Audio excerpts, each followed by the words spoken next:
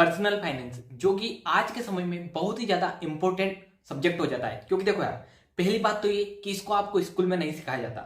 Second, जैसे जैसे आप पैसे कमाते हो तो सबसे पहले आपको समझना चाहिए कि आखिरकार उस पैसे को कैसे मैनेज किया जाता है। क्योंकि वरना कहा जाता है कि आप कितने भी पैसे कमा लो वो कम ही पड़ जाएंगे। और इसका एग्जाम्पल आप जो भी जितने अमीर हो जाते हैं लॉटरी टिकट वगैरह से और वो गरीब हो गए, उनकी स्टोरी से आप आराम से समझ सकते हो। सो हाय गाइस, मैं हूं कपिल सोंती। स्वागत है आपका मेरे चैनल पर, जहां पर आपको मिलता है इन्वेस्टमेंट, पर्सनल फाइनेंस और बिजनेस रिलेटेड कंटेंट, जिसका मेन फोकस है 1 मिलियन लोगों को फाइनेंशियल फ्रीडम अचीव करवाना। तो आज के इस वीडियो में हम कुछ पर्सनल फाइनेंस के रूल्स के बारे में बात करेंगे। तो चलिए बिना किसी देरी के आज के इस वीडियो को स्टार्ट करते हैं। तो जो पहला रूल है वो है रूल ऑफ 72, जो कि आपको बताता है कि आपके पैसे कितने साल में डबल होंगे at a given rate. Like आप अगर 15% का इंटरेस्ट रेट कमाते हो, जो कि इंडियन स्टॉक मार्केट देता है, तो आप अगर 72 से इसको डिवाइड करते हो, 72 डिवाइडेड बाय 15, 4.8 ईयर्स यानी कि 4 साल 10 महीने के आसपास का कुछ समय आता है जिसमें कि आपके पैसे डबल हो जाएंगे। चलिए इसको हम थोड़ा कैलकुलेशन से देख लेते हैं। देखो, पहले साल में आप 100 रुपए लगाओगे, उस पर 15% रिटर्न यानी कि 115 रुपए हुए। फिर 115 रुपए लगाओगे, उसके ऊपर 15% रिटर्न यानी कि कुछ 17 रुपए के आसपास रिटर्न होगा। तो इससे आपके 132 होंगे। 132 पे फिर 15% तो 152 होंगे। 152 पे फिर 15% तो 175 होंगे। और ऐसे करके लास्टली 15% रिटर्न जैसे ही 175 रुपए पर मिलेगा तो 200 रुपए के आसपास चले जाएंगे। सो आई होप आप समझ गए होंगे कि अगर आपको मतलब कोई बोल रहा है कि म्यूचुअल फंड मेरे को आपको 20% रिटर्न देगा, तो सीधी सी बात है, फटाफट मन में कैलकुलेट कर लो कि 72 डिवाइडेड बाय 20, तो आपको आंसर मिलेगा कि 20 या 60 होते हैं और थोड़ा बहुत और ऊपर करके मतलब कि कुछ 3.5 साल में आपके पैसे डबल हो जाएंगे। इसी प्रकार एक और रूल होता है, रूल ऑफ 114 यानी कि 114 का। तो वो बताता है कि आपके पैसे 3 गुना कितने साल में होंगे। इसके अलावा एक रूल ऑफ 144 है, जो कि आपको बताएगा कि आपके पैसे 4 गुने कितने साल में होंगे।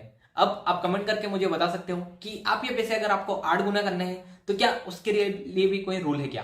क्योंकि मुझे तो नहीं मिला, मैंने थोड़ी रिसर्च करी थी और सोचा था कि आपको टास्क भी दूं, बट अगर आपको मिलता है तो मुझे बताना। इसके अलावा सेकंड जो रूल है वो है रूल ऑफ 70। अब आप में से बहुत सारे बोलेंगे कि भाई यार क्या तू पागल बना रहा है, 72 70 क्या रूल है ये? तो देखो, जो 70 वाला रूल है ना, वो बताता है कि इन्फ्लेशन आपके पैसों को 50% कब कर देगी। लाइक अपने देश की जो इन्फ्लेशन रेट है वो 7% के आसपास ही है। तो अगर हम 7% को 70 से डिवाइड करते हैं तो वो बताता है कि हर 10 साल में जो आपके पैसे की परचेसिंग वैल्यू है ना, वो 50% से डिग्रेड हो रही है। लाइक अभी जो 100 रुपए की चीज आ रही है ना, उसको अगर आपको 10 साल बाद खरीदना है ना, तो उसके लिए आपको हो सकता है 150 रुपए देने पड़े। मतलब आई होप आप समझ रहे होगे कि 70 का जो रूल है वो बताता है कि अगर जितनी अपने देश में इन्फ्लेशन चल रही है उससे अगर डिवाइड करेंगे तो अल्टीमेटली बता देगा कि आपके पैसे की परचेसिंग वैल्यू 50% कब रह जाएगी। अब देखो यार, आपके मन में एक क्वेश्चन आएगा कि साला ये रूल समझ के मुझे क्या ही फायदा हुआ। तो देखो यार, जो इन्फ्लेशन है ना, वो एक तरीके से डायन है, जो कि आपको जब भी कोई फाइनेंशियल प्लानिंग करते हो तो आप उसके बारे में मतलब अंडर एस्टिमेट कर देते हो। बट अल्टीमेटली जो भी आप गोल अगर 10 साल के बना रहे हो तो आपको डिसाइड करना पड़ेगा कि जो चीज आज 10 रुपए में हो रही है, हो सकता है वो आगे 15 रुपए ले, 20 रुपए ले, 50 रुपए ले। तो आपको उसके हिसाब से प्लानिंग करनी है। लाइक मान लो मुझे 10 साल बाद कोई घर खरीदना है, ठीक है, तो मैं प्लानिंग करूंगा कि यार आज वो घर 1 करोड़ का है, ठीक है, तो मैं 1 करोड़ रुपए सेव करने की सोचूंगा। बट अल्टीमेटली आपको पता है कि 10 साल बाद उसी घर की कीमत 2 करोड़ के आसपास हो जाएगी। तो चलिए अब चलते हैं अपने नेक्स्ट रूल पर। तो तीसरे नंबर का रूल है 50-30-20 रूल। देखो यार, ये जो बजटिंग का रूल है ना, ये मेरा सबसे फेवरेट रूल है। क्योंकि देखो यार, मैं तो बहुत ज्यादा इसको इस्तेमाल करता हूँ। खैर मेरा थोड़ा अलग चलता है, क्योंकि मेरी जो इनकम है वो 5.5 के आसपास है स्टाइपेंड से। तो उसके हिसाब से मैं बस उसमें से 500 रुपए ही बचा पाता हूँ, जो कि 10% होता है। बट अल्टीमेटली जो 50-30-20 है ना, वो रूल आपको बताता है कि आपकी जो 50% इनकम है ना, उसको आप नीड पे खर्च करो। मतलब नीड मतलब रोटी कपड़ा मकाना। इसमें मतलब कि आपके आ सकते हैं लाइक रेंट की कॉस्ट, आपके भोजन की कॉस्ट, इसके अलावा आप इधर उधर कहीं जाते हो तो उसकी कॉस्ट।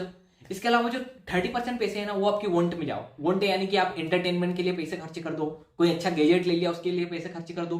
बट जो बाकी के 20% पैसे है ना, उसको कहीं ना कहीं सेव कर दो। लाइक मान लो आपकी 50,000 की इनकम है ना, तो उसमें से जो 20% यानी कि 10,000 रुपए है ना, उसको कहीं सेव कर दो। और सेव ही मत करो, उसको सेव करने के अलावा आपको इन्वेस्ट भी करना है। क्योंकि अभी हमने पिछले पॉइंट में बात करी थी कि इन्फ्लेशन बढ़ रही है, तो इन्फ्लेशन के लिए अगर आपको इन्फ्लेशन से बचाना है तो आपको 7% से ऊपर उसको इन्वेस्ट भी करना पड़ेगा। और अब आप में से सबसे बड़ी प्रॉब्लम आती है कि साला हम सेव ही नहीं कर पाते। तो देखो यार, एक मेरा वीडियो बना है, उसको चेक कर लेना। इसके अलावा आप ये कर सकते हो कि आप स्टार्टिंग में पूरे 10% 20% ऐसा सेव मत करो। आप हो सकता है अभी आप 0% सेव कर रहे हो ना, तो खुद को कमिट करो कि यार चलो 2% ही सेव कर लेता हूँ। अब मान लो 50,000 की आपकी इनकम है, तो उसका 2% पता है 1,000 रुपये होते हैं। तो आप आराम से उसको अलग कर सकते हो। फिर आप 2% से उसको 4% करो, फिर 8%। मतलब आई होप आप समझ गए होंगे कि आप धीरे धीरे मतलब छोटे छोटे इंप्रूवमेंट लेके भी आराम से जो आपका फाइनेंशियल गोल है ना उन्हें अचीव कर सकते हो। इसके अलावा जो फोर्थ रूल है वो है 3x इमरजेंसी रूल। देखो यार, ये रूल बताता है कि हमें मिनिमम जो हमारी मंथली इनकम होती है ना उसके 3 गुना पैसे को सेव करके एक इमरजेंसी फंड में डाल देना चाहिए। क्योंकि देखो यार, इमरजेंसी कभी भी आ सकती है बिना बताए, तो आपको उसके लिए सेव करना चाहिए। और मतलब लिटरली लोग है ना वो सेव करते हैं कि मैं घर के लिए सेव करते हैं, किसी मोबाइल के लिए सेव करते हैं, कोई अच्छी टूरिस्ट प्लेस के लिए सेव करते हैं, बट कभी भी वो इमरजेंसी चीजों को कभी भी प्लान नहीं करते। और आपको अल्टीमेटली जो इमरजेंसी है ना उसको प्लान करना चाहिए, उसके लिए सेव करना चाहिए। लाइक मैं आपको एग्जांपल देता हूं, मान लो आपके पास में 3 महीने का इमरजेंसी फंड है, आप आपकी जॉब से बहुत ही ज्यादा परेशान हो गए हो, ठीक है। सीधी सी बात, अगर आपके पास में फंड है आप जॉब छोड़ दोगे और दूसरी जॉब को ढूंढ लोगे, क्योंकि आपके पास में 3 महीने का फंड रिजर्व है। सो आई होप आप समझ रहे होंगे। बट देखो यार, जैसे ही आपके पास में 3 महीने का इमरजेंसी फंड हो जाता है ना, तो उसको 3 महीने से 6 महीने पे करना है। क्योंकि देखो यार, 3 महीने इज नॉट सफिशियंट, आपको 6 महीने पे ग्रो करवाना है उसको। इस वीडियो का 5th रूल है 40% EMI रूल।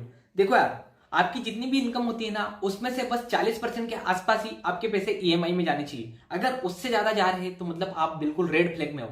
लाइक मान लो आपने कोई fridge, washing machine, home loan सब कुछ चल रहे हैं ना, तो उनकी EMI मिनिमम 40% के आसपास ही रहनी चाहिए। लाइक आपकी इनकम 50,000 रुपए महीने है ना, तो 20,000 रुपए से ज्यादा आपके EMI वगैरह में पैसे नहीं जाने चाहिए। क्योंकि ज्यादा चाहेंगे तो आप मतलब कोई भी चीज है ना उसमें बन जाओगे। लाइक आप फिर वही हो जाएगा ना कि 40% अगर EMI में चले जाएंगे तो बाकी के जो 60% बचेंगे उसमें से ही आपको बाकी के सारे एक्सपेंसेस निकालने पड़ेंगे, जो कि अल्टीमेटली थोड़ा मुश्किल हो जाता है।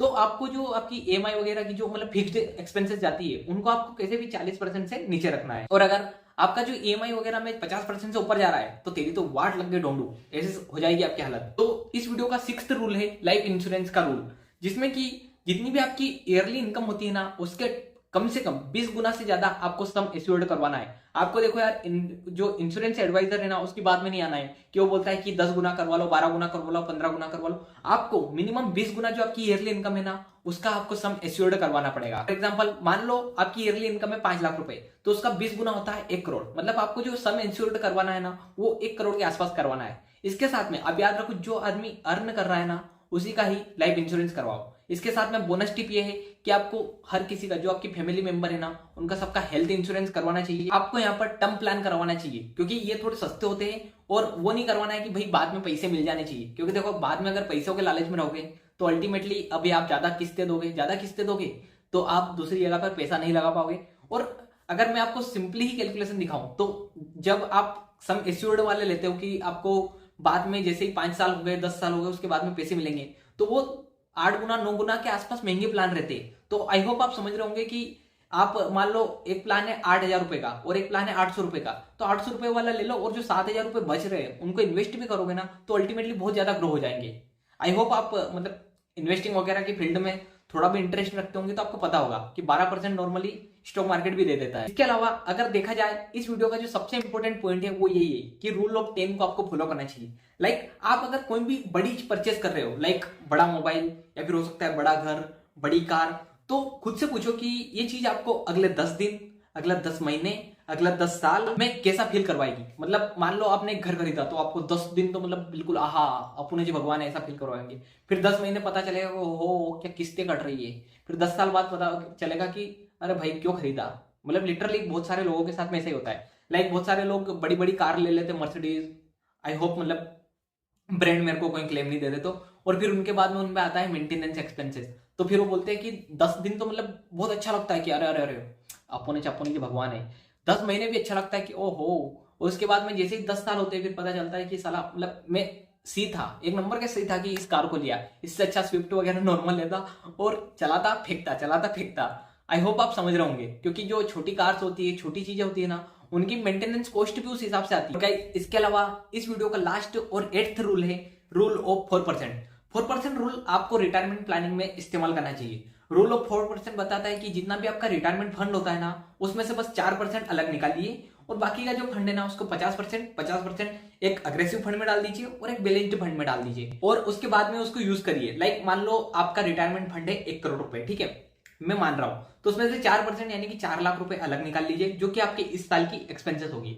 उसके अलावा जो 50% पैसा है ना उसको आप FD या फिर जो भी सिक्योर्ड फंड से उनमें लगा दीजिए। बाकी का जो 50% बचा है, मतलब कि कुछ 48 लाख के आसपास, उस पैसे को आप स्टॉक मार्केट या फिर मतलब जो जहां पर आपको ज्यादा रिटर्न मिल जाएगा उन असेट्स में लगा देता है। जो आपके एफडी में जो 48 लाख है वो अगले साल ग्रो होकर कुछ 52 लाख के आसपास हो जाएंगे। उसमें से फिर आप 4 लाख रुपए निकाल लीजिए, 4 लाख और जो भी आपका इन्फ्लेशन बढ़ गया उसके हिसाब से, और इस प्रकार से अगर आप कंटिन्यू चलाते हो तो आपके पास में जो रिटायरमेंट के टाइम पे जो क्रंच आता है कि कभी कभी पैसा नहीं बचता है, तो वो बचेगा। तो अल्टीमेटली अगर आप कुछ भी प्लानिंग कर रहे हो तो बहुत ही ज्यादा सोच समझ कर प्लान करो, ऐसा नहीं कि बिल्कुल मिजरेबल। क्योंकि कंक्लूजन में अगर मैं बात करूं ना, तो बहुत सारे लोग हैं ना बहुत ही ज्यादा मिजरेबल ही जी रहे हैं। लाइक उनके पास में 20,000 रुपए आ रहे हैं, 50,000 रुपए आ रहे हैं और पूरे का पूरे खर्च कर रहे हैं। और ये एग्जांपल मैं मतलब कि ऐसे नहीं कि मन से बना के बता रहा हूँ, मैंने मतलब कि जो भी मेरे कॉर्पोरेट करियर में अभी मतलब बहुत ही कम देखा है, बट जो भी देखा है उसके हिसाब से बता रहा हूँ कि बहुत सारे लोगों की 6 डिजिट में भी इनकम है।